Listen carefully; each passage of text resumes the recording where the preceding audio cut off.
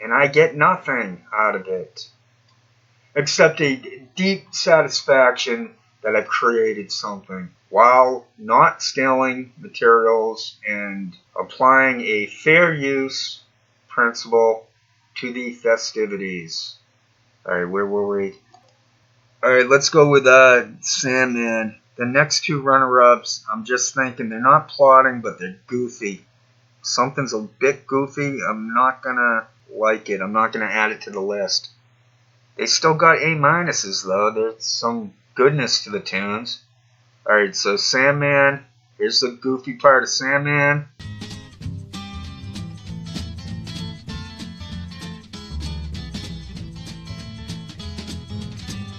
Here I am at your back porch door. Will you kindly let me in? Here's the greatness of Sandman that almost got it done. I am here, honey. Close your eyes. Reach your arms out to me.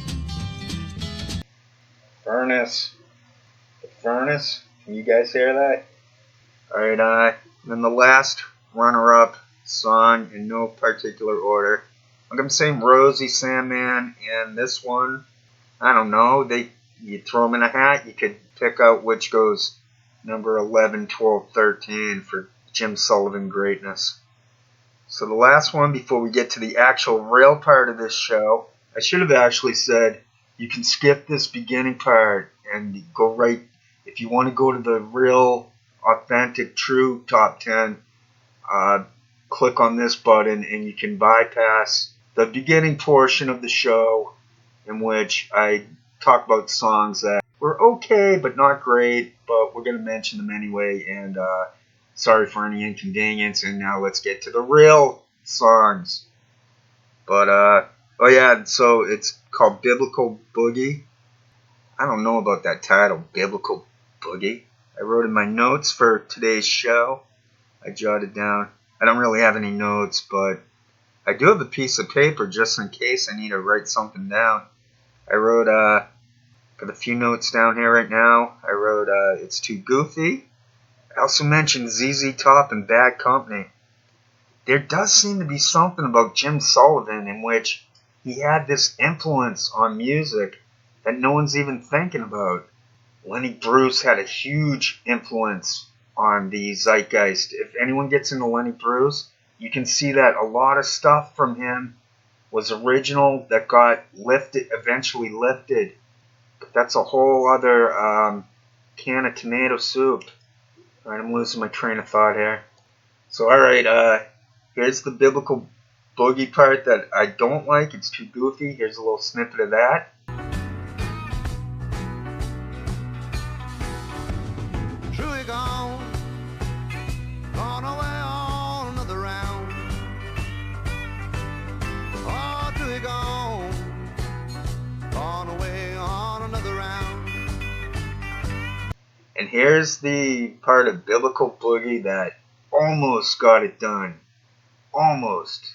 All I know, he said it gonna come round again. When all the fools just like me know, they say gonna come round again. It's like, there's this guy, I forget his name. It was either, I think, Castiglione or something. But he used to do the, maybe he's still doing them, but he was a Red Sox announcer. And, or maybe it was the other guy. I forget his name. But it doesn't matter. The story is actually, the guy would just, he'd go insane. He'd go, there's a drive off of the bat. Way back. It's what a hit. Way back. Way back. He liked to say way back. But then he'd say like, oh, and it's caught at the warning track. Then they try to fudge their way out of the hype machine that they were using. The wind, it was a perfect storm of wind that kept that baseball in the park. All right, what is going on here? Oh yeah, Jim Sullivan. All right, we made it. All right, so all right, we're done with Biblical Boogie. All right, I'm just being rhetorical. I'm not talking to voices in the head. Like that joke I did a long time ago. I said, no, they're not aliens.